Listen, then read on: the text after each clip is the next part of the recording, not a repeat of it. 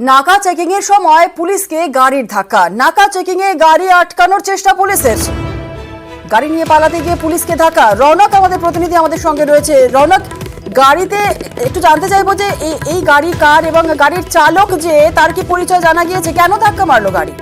দেখো, এখনো পর্যন্ত গাড়িতে চালক তার পরিচয় জানা যায়নি। যেটা জানা যাচ্ছে, গতকাল শেক্সপিয়ার সরণির অন্তর্গত ক্যামার স্ট্রিট এবং মিডিলটন স্ট্রিট যে ক্রসিং, সেই ক্রসিং এ পুলিশের নাকা চেকিং চলছিল এবং সেই নাকা চেকিং এর সময় একটি হন্ডা সিটি ভিন রাজ্যের নাম্বার প্লেট এই গাড়ি, তাকে ধরা হয় এবং ঠিক তৎক্ষণাৎ একেবারে পুলিশকে সঙ্গে নিয়ে কিন্তু সেই গাড়ি চম্পট দেওয়ার চেষ্টা করে।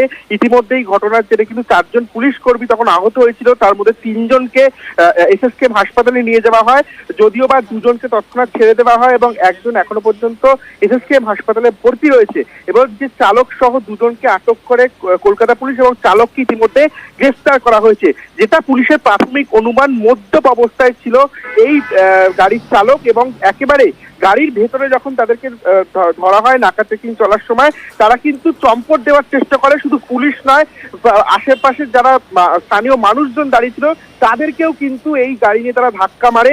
অর্থাৎ মদ্যপ অবস্থায় ছিল কিনা এবং তারা কোথা থেকে আসছিল, তাদের পরিচয়পত্র কি, তা কিন্তু ইতিমধ্যে কলকাতা পুলিশের তরফ থেকে জানার চেষ্টা করা যাচ্ছে। প্রাথমিকভাবে জানা যাচ্ছে এটি কিন্তু একটি ভিন রাজ্যের গাড়ি এবং গতকাল রাত ঠিক 10টা থেকে 10:30 নাগাদ এই ঘটনা ঘটে।